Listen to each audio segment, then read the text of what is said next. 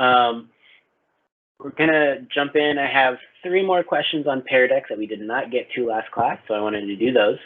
They're, again, an excellent opportunity to practice and get feedback and get a better idea of what your understanding is. And then we've got a couple of new things to add on to exponential growth. Cover those. I'll go over the assignments that were added. Yesterday, I added the quiz for the week and the last discussion board that you should do today. And then it'll be break. It'll be done. You'll have a week off. And you won't see me again till December.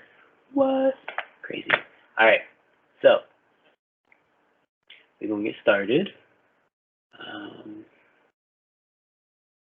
Do that one. Get this thing going. I'm going to put the link. I'm going to put the link for the Pear Deck in the chat.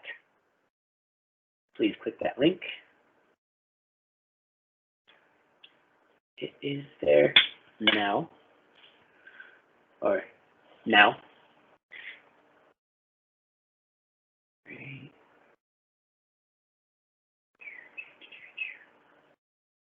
And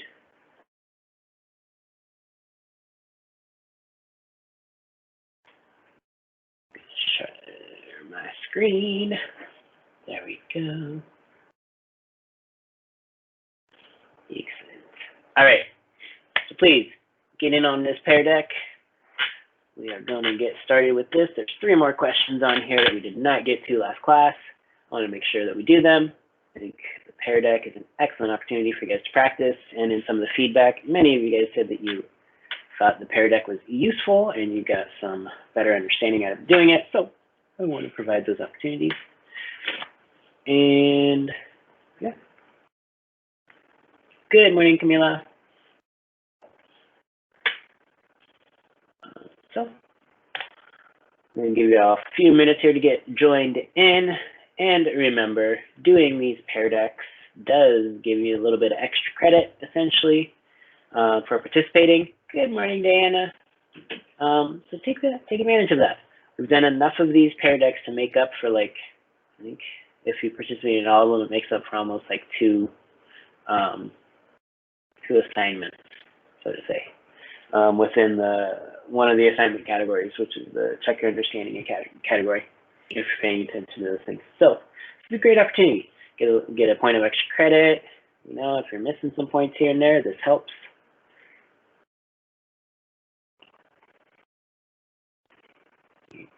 If you're having any issues joining the Pear Deck, or if you need the code, it's not, or you can't, the link's not in your chat, please tell me. I'll put the link in the chat again. Let me get started.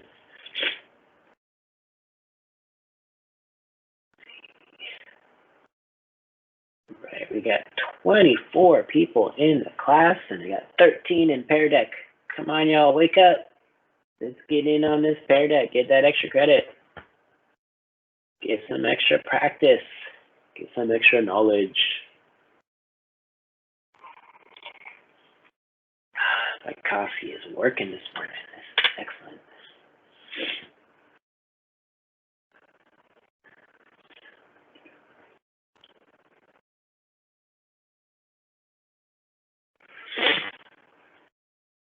And you've got 1 more minute to join, and then we're going to get going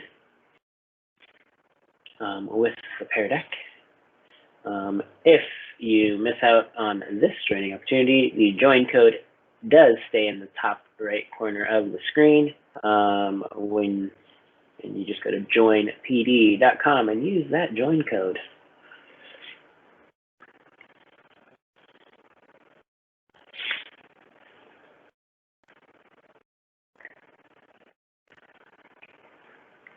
Just in case. Link for the Pear Deck in the chat 1 more time.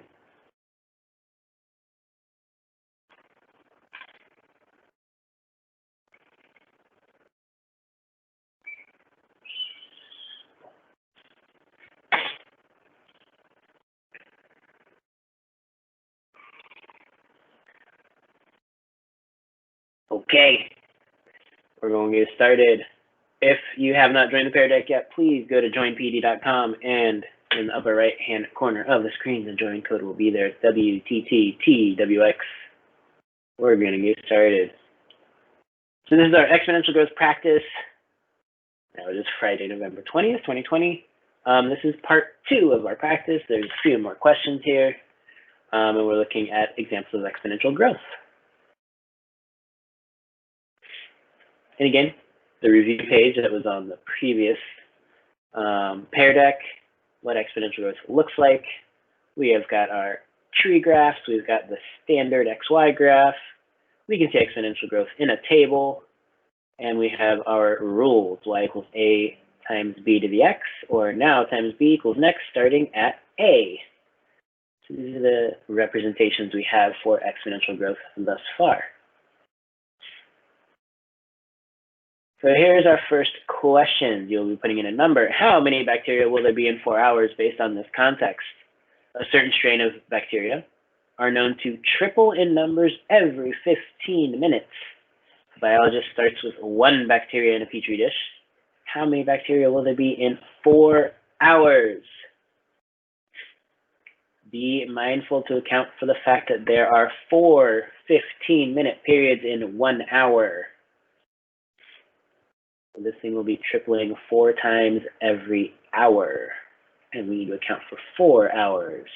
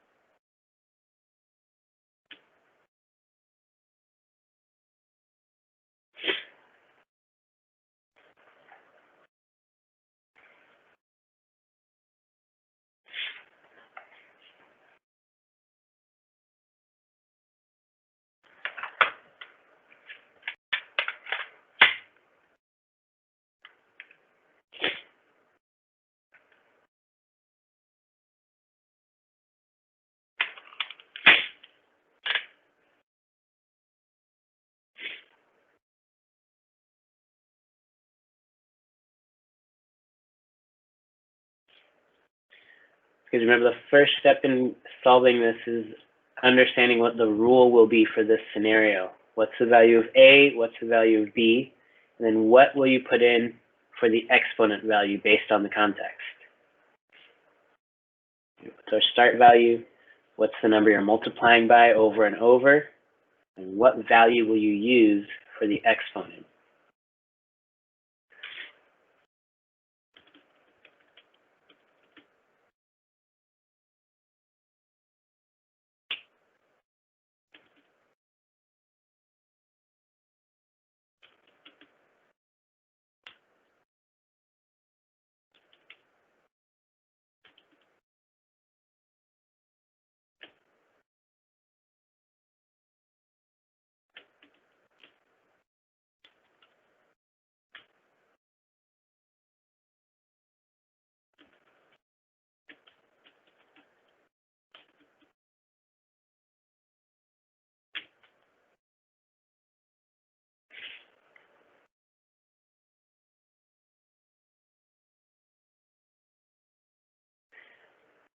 You will definitely need a calculator for this one.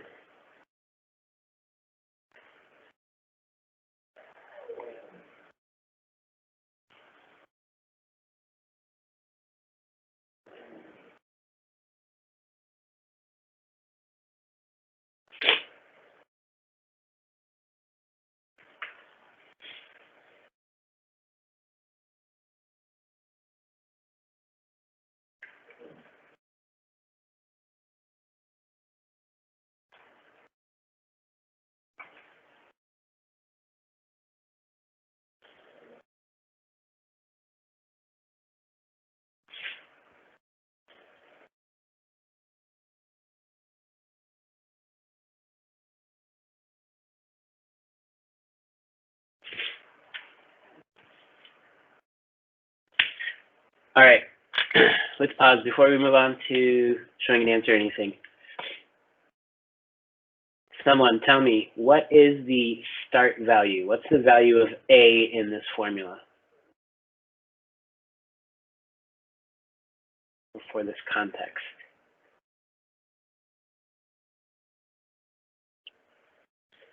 Yes, Jocelyn, 1. We're starting with 1 bacteria. What is the rate of change or the multiplier?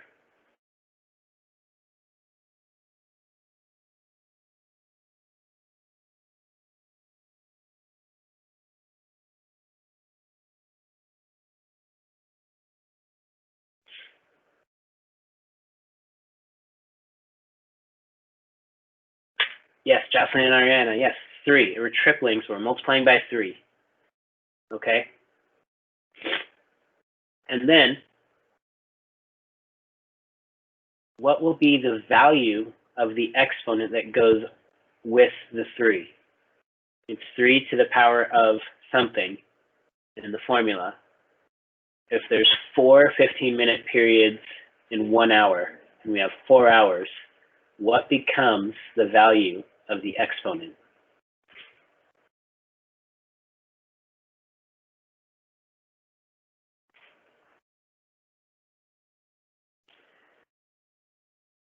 So 3 to the power of 4 would represent 1 hour. If I have to the power of 4 for each hour, and I do 4 hours, how many, essentially, how many powers of 4 have I done? Or what should the power be adjusted to? Okay. Sorry, Destiny, I'll type some stuff in the chat too. Yes, Ariana, 16.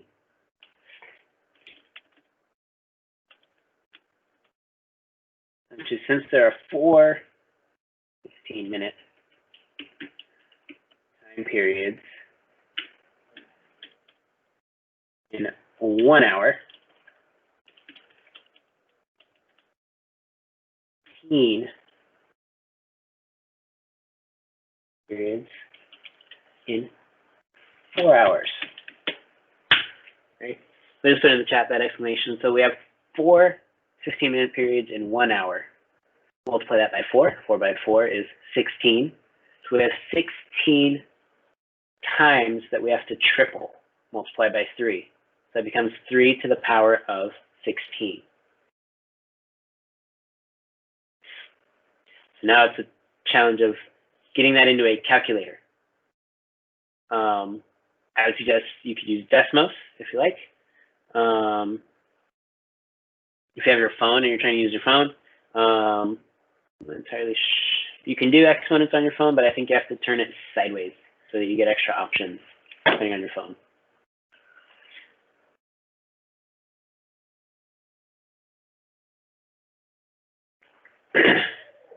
All right. So some of you guys have the correct answer. I think some of you guys are now understanding what it should be or how to do it. So now if we look, here is our solution. There are 4 15-minute time periods in 1 hour. So in 4 hours, there are 16 time periods. So we use 16 as the value of the exponent. So the number of bacteria equals 1 times 3 to the 16th, which equals 43,046,721 bacteria. That's a whole lot of bacteria. Any questions about this one?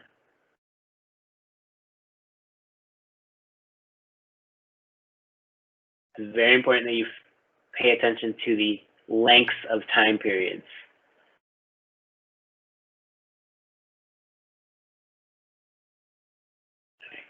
And we'll try another one. So again, we're asking how many bacteria will there be in 4 hours? Okay. Same thing, triple every 15 minutes, but we're starting with 5 bacteria. Starting with 5.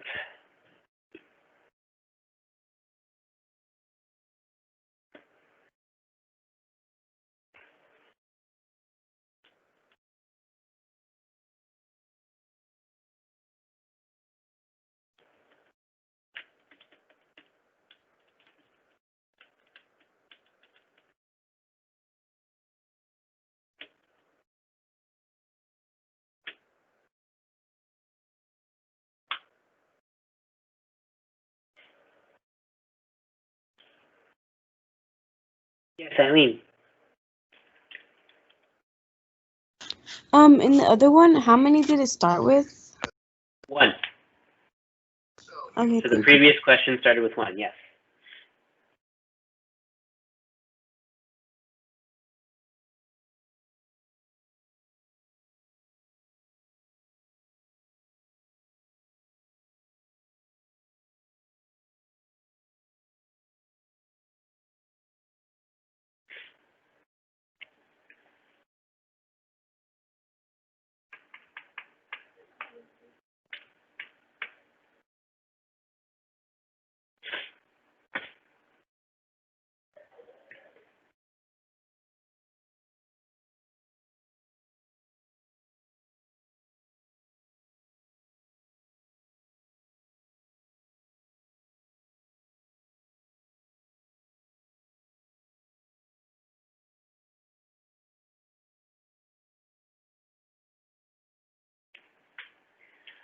Come on, guys. I need you guys to try to solve this. This is a practice in understanding the formula, but also in how to actually put it in your calculator and stuff like that. So, depending on what calculator you're using.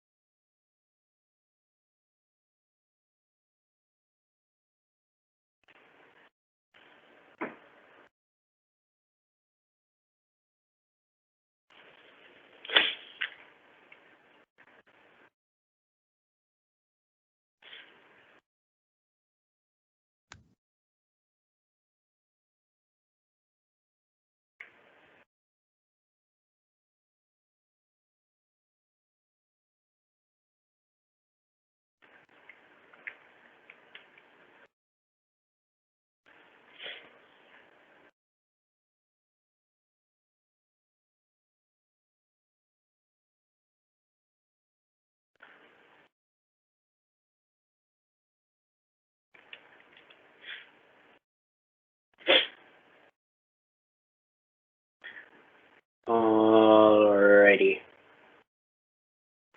We're going to check out what the solution is to this one.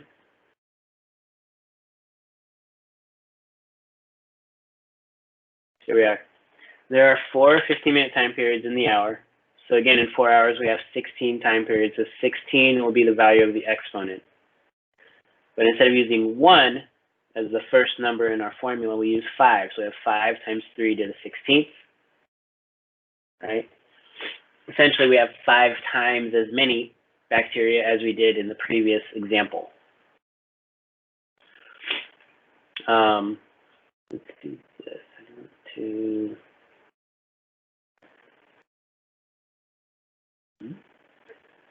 So if you guys are using Desmos, and you want to put this in, you want to put this formula in, right? We're going to do 5. We're going to press 5 here. And then we can just put a parentheses. Right? We have a parentheses here, times 3. Right? And then we need an exponent.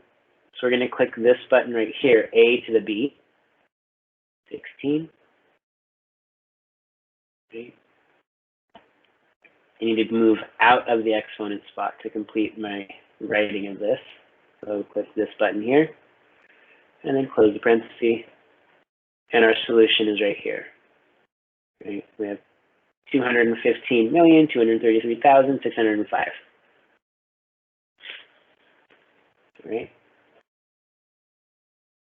So I believe some of this is that actually entering this into the calculator to get what you want can be a little difficult depending on your calculator. I think that could be some of the issue that we're having. So let's do our last problem here.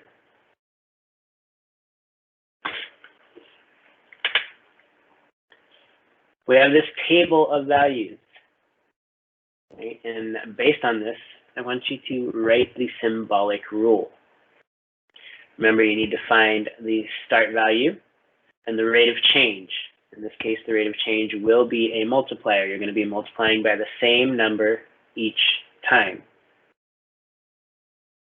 Right? So you need to multiply 7 by some number to get 42, and 42 times the same number that you multiplied 7 by to get to 252, and so on.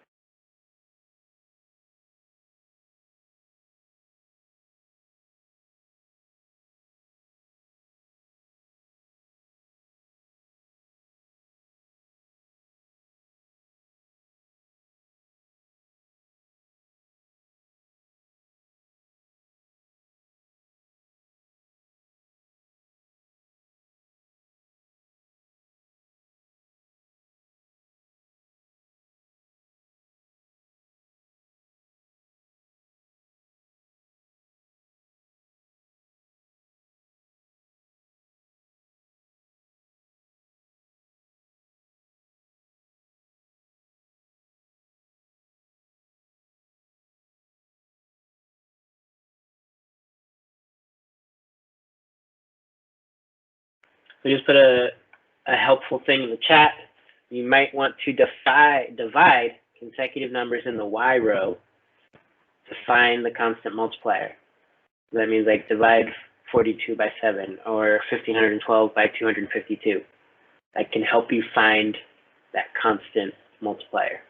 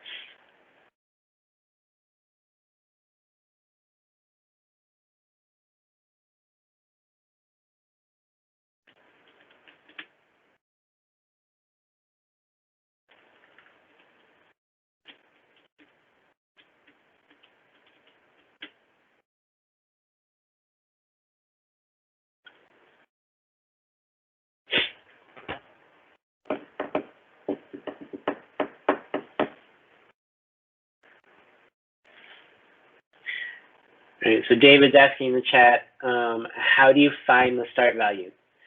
Right, the start value will always be the y value where the x value is 0. So the value of y when x is 0. So you need to look for where x is 0 on the table. And then the value of y that goes with that is our start value.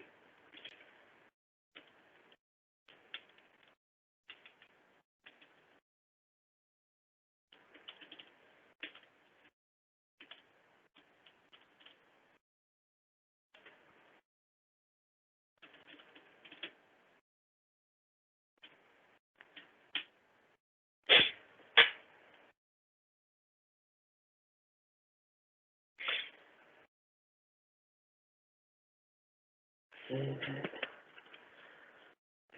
good.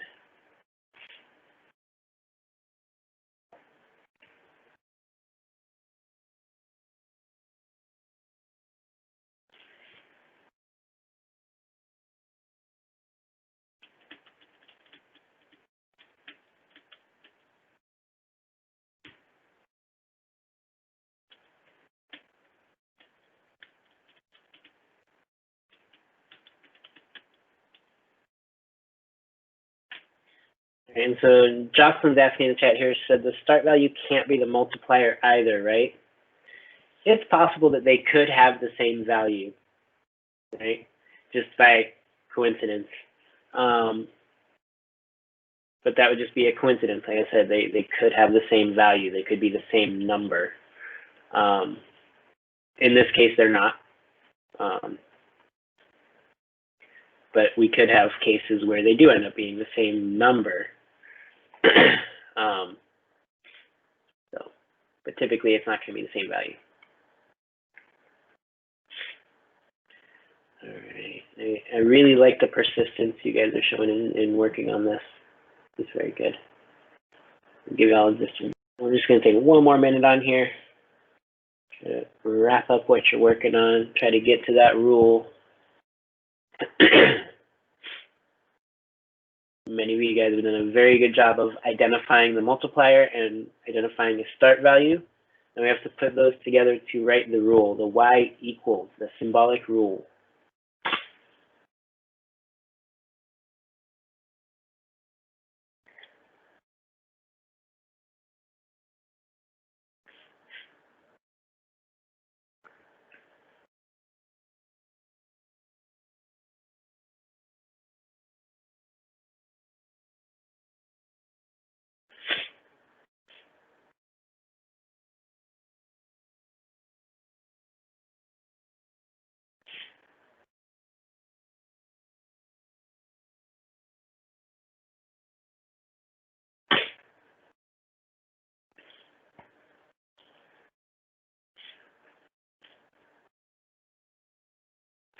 All right, here we go. We're gonna look at the answer here.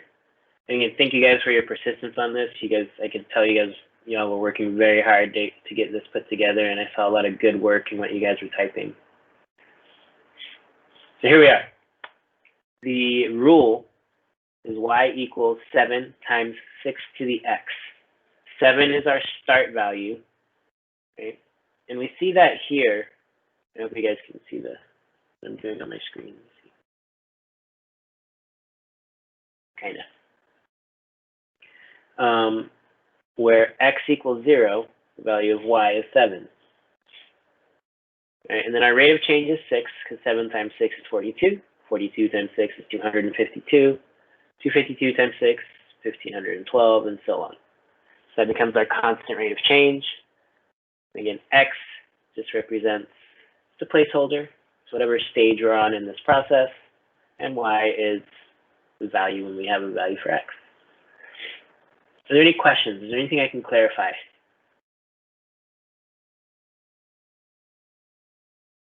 Yes, Eileen. Wait, why is the rule like written differently? What do you mean? What looks different about it? No, like, you know how we used to like y equals mx plus b, but is it because it's multiplied or something?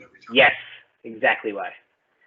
So when we're writing a rule in y equals mx plus b form, that's for a line, and mx next to each other, just in line, right next to each other, represents multiplying m times x, but it represents repeated addition of the same number m, right? M is our rate of change, and we're repeatedly adding that number to the y values to get to the next value. And so we do m times x to represent how many times I've added that number. When we go to exponential growth, we use the exponent for x as that variable because 6 to the x power or b to the x power represents repeated multiplication of the same number. So we're taking that step from repeated addition, which we use multiplication to show, to repeated multiplication, which uses exponents. So that's why it looks different. Okay, but like let's say this was written in like the other way. Would 7 be like B? Yes. Okay, thanks. Yeah, welcome. Any other questions? Thank you for that question, Eileen. That was a good clarification to make.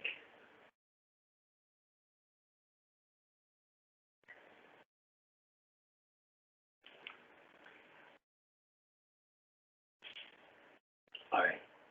So then, our next thing here. I'm going to end the Pear Deck.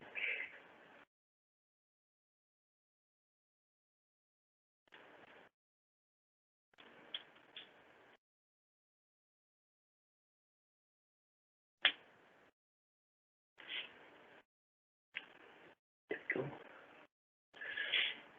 fix that. Yeah. Boom. Alrighty. So the next part we're doing here is just kind of wrapping up exponential growth. And to do that, we need to talk about population growth and compound interest because they don't follow the same exact thing that we've been looking at with like our bacteria or the pay it forward examples, where we're multiplying by a whole value amount, like times 2 or times 3, doubling, tripling, times 5, right? We're having a whole like number that we multiply by every time. These cases are slightly different. So far, we've seen exponential growth functions that have a constant rate of change, represented by repeated multiplication by the same number greater than 1. Right? If I'm not multiplying by something greater than 1, I'm losing value. So it would be decreasing rather than growing. You can see that in this type of table where you have time in hours and number of bacteria. In this example, the number of bacteria double every hour. Okay, so this is similar to things that we've seen so far.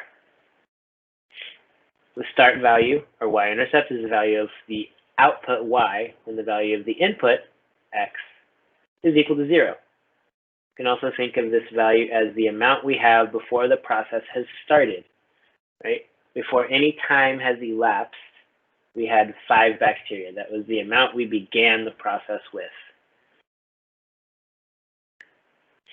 The standard form for the symbolic rule when the growth rate is a whole number is y equals a times b to the x. And I have the x outside the parentheses for a reason.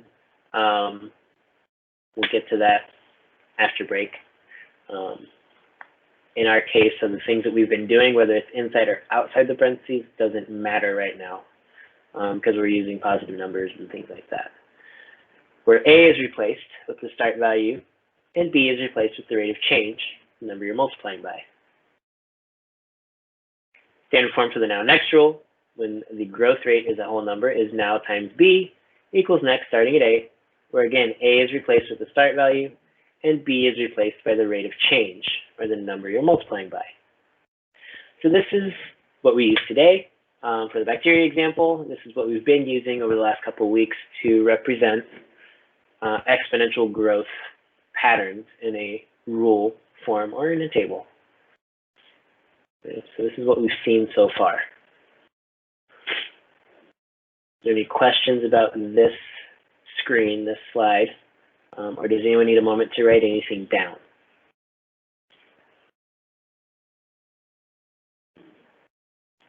Okay.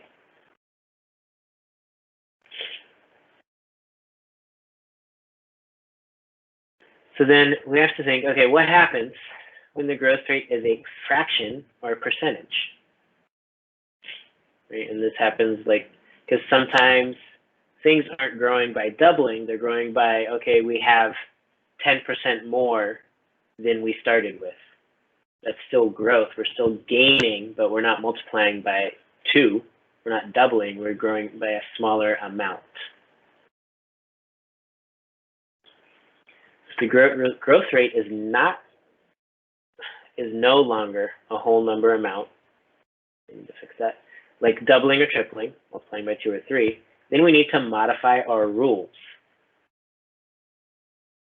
The modified symbolic rule will be y equals a, in parentheses now, 1 plus r to the x power, where a is replaced with the start value, and r is replaced by the rate of change in decimal form. Right? So if we are increasing by 10%, we would, in place of r and add to 1, 0.1, because 10% as a decimal is 0.1. If we're increasing by a quarter, or 1/4, we would use the decimal representation of 0.25 in place of r and add 0.25 to 1. The modified now next rule will be now times, in parentheses, 1 plus r equals next, starting at a, where again a is replaced with the start value and r is replaced by the rate of change in decimal form.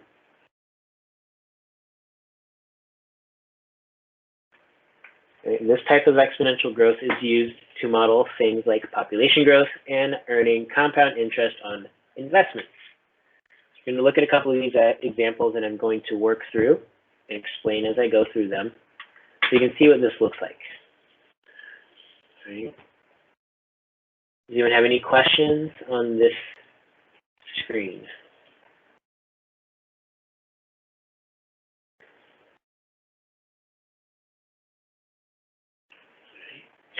Does anyone need a moment to write anything down? Please raise your hand.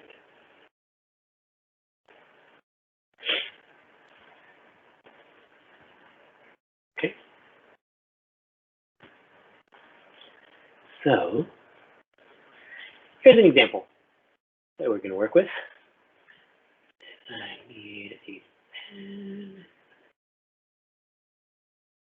This color. So studies in 2001, when I graduated high school, gave a low of 7,700 for the population of Arctic bowhead whales. The natural annual growth rate was estimated to be about 3%. All right. So here we have the start value for this problem, and this is our growth rate.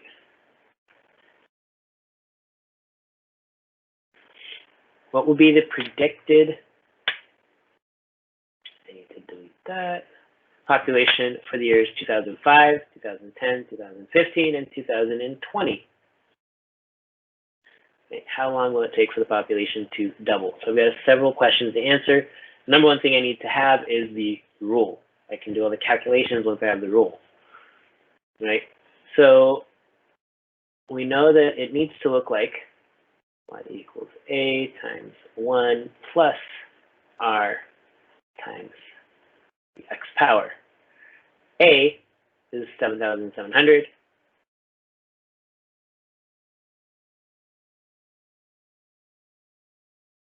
And we have 1 plus, the rate is 3%.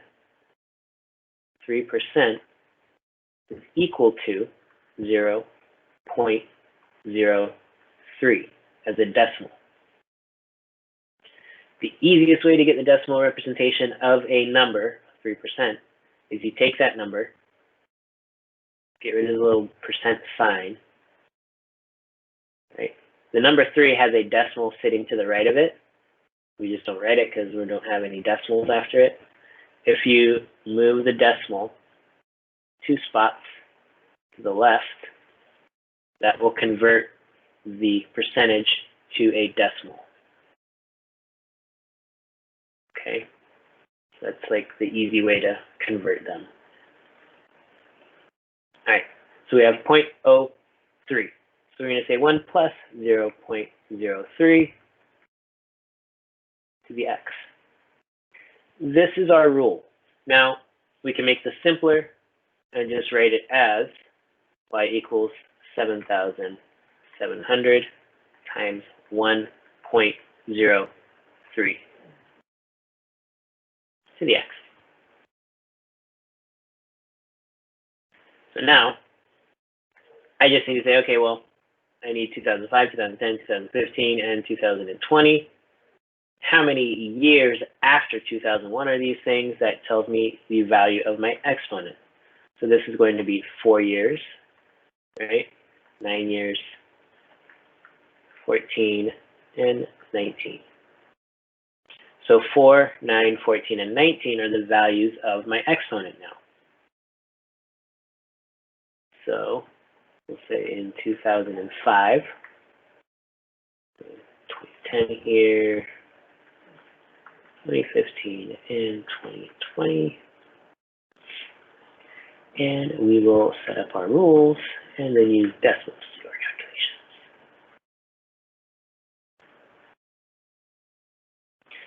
So for 2005, we use 7,700 times 1.03 to the fourth. This one will have 7,700. The ninth.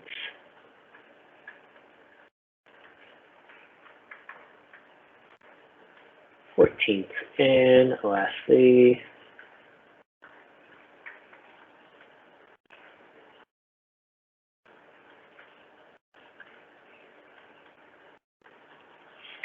so now we'll get decimals.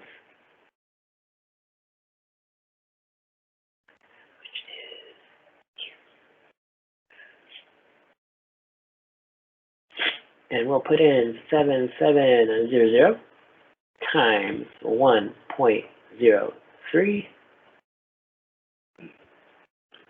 to the fourth. All right, so we get 8,666.4. I cannot have a 0.4 of an animal, so I'm going to round to the nearest whole number, which is 8,666. Yeah, can't have a fraction of an animal. Doesn't work. So that's our first answer.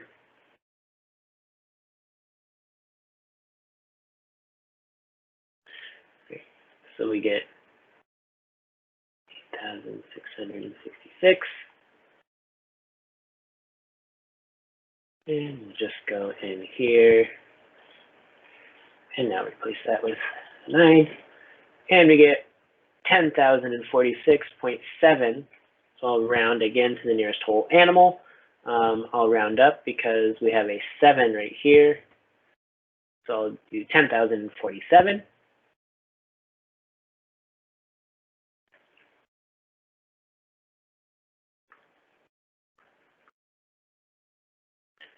Right, and so on.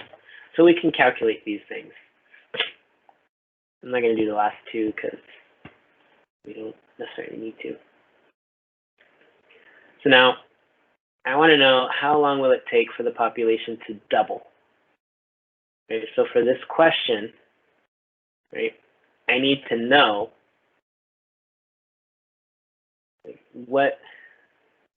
how many years, what's the value of X when we have 15,400 Arctic bowhead whales. Right, so for this next one, right, I need to solve 15,400 equals 7,700 700 times 1.03 to the x. Now the best we can do is kind of do guess and check for this type of problem. There are ways to solve for unknown exponent values. We're not doing those in Math 1. Those come in later courses. But we have a target. So we're going to try and get there. Best way to do this, again, is use Desmos. We'll just put in our formula, right? We have y equals 7,700 times 1.3 to the x. Right? I can't see my graph right now because this graph needs to zoom way out to see it. The other number I'm going to put in is y equals 15,400. That's going to give me a straight line at that value. So now we zoom out.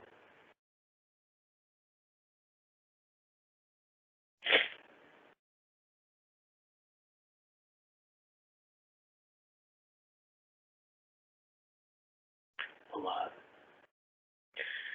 So this graph seems silly at the moment. So we're going to use a different stuff here. I want x-axis. Yeah, that's fine to go.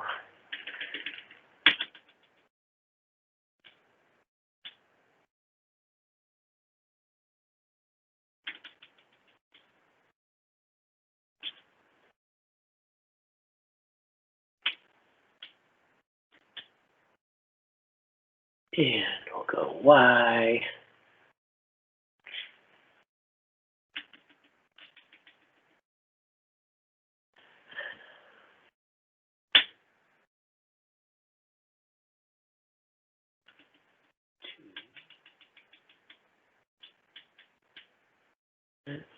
Steps of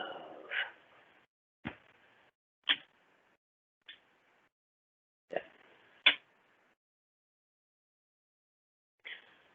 All right, now I can see this. We have an intersection here,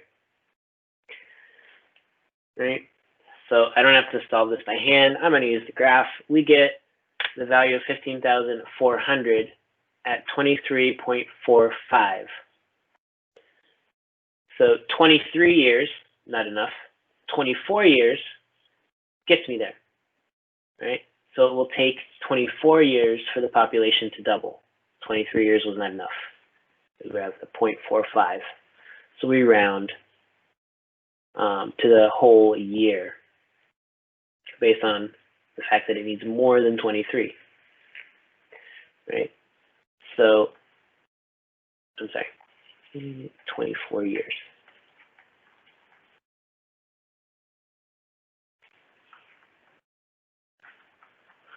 All right.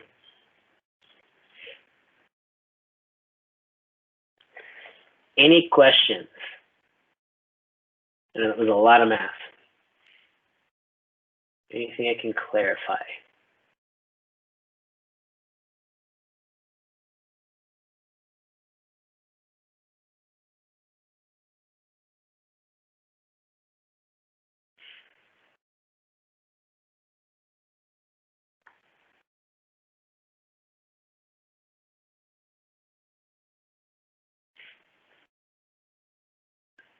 All right.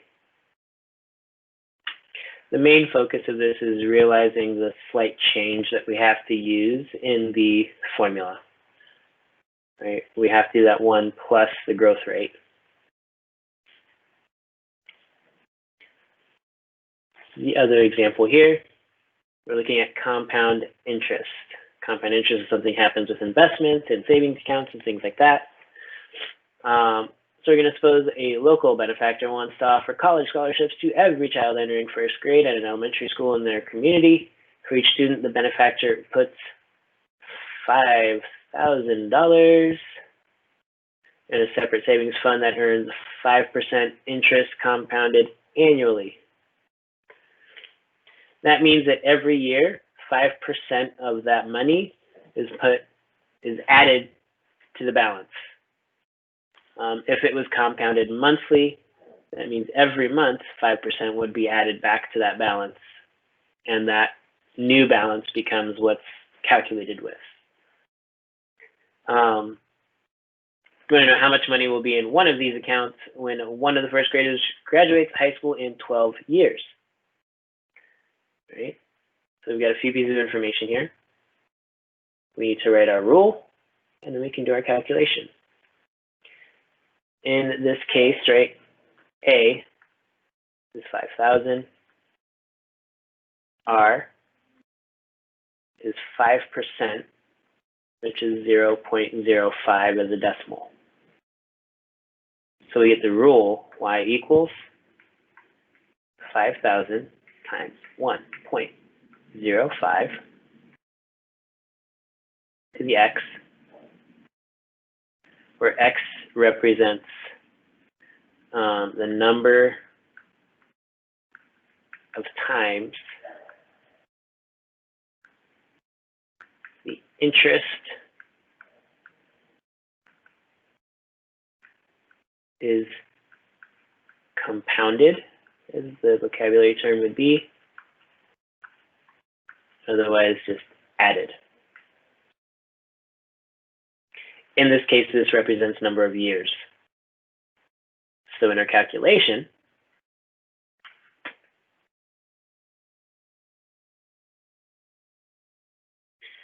well, we're going to be solving 5,000 times 1.05, terrible looking 5,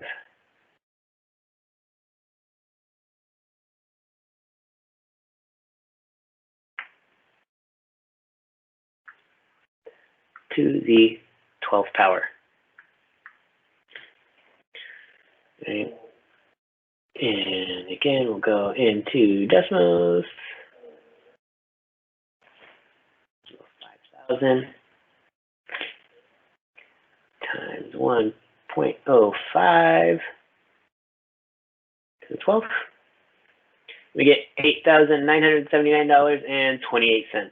We'll keep two decimal places because in money, we deal with two decimal places. So 8979.28.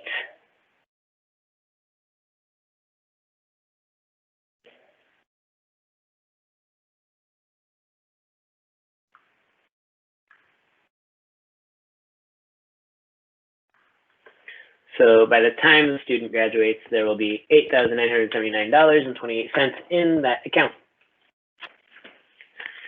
All right. Is there anything I can clarify, anything I can explain further or give more information about in these examples?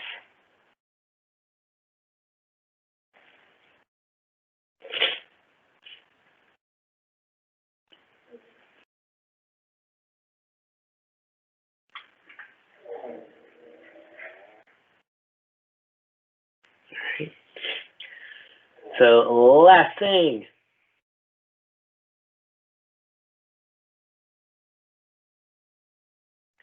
Looking at our course here.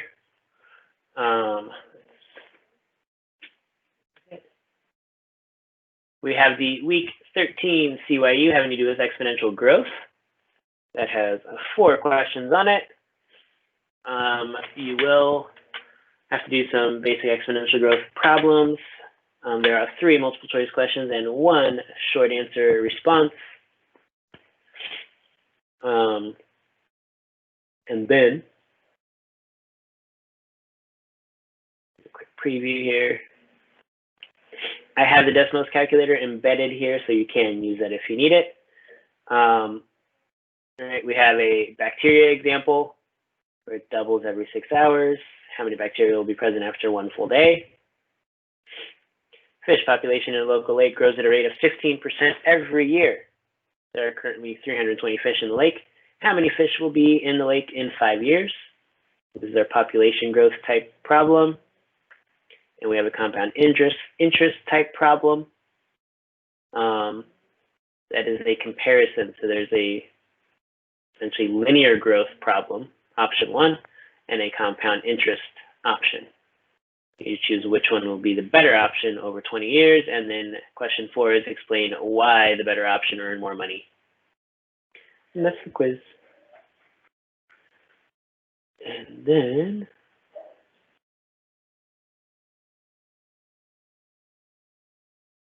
we have our exponential growth reflection as the discussion board for today. Why someone's already answered it. So based on what you've learned about exponential growth, answer the following questions. What is a major difference between exponential growth functions and linear growth functions? What 2 numbers do you still need to identify in order to write a rule for an exponential growth function? And what is different about writing a rule representing population growth or interest as opposed to regular exponential growth? All right. You're not doing any calculations or anything for this discussion board. You're just typing in your responses. All right. Are there any questions about the last 2 assignments in this week before break?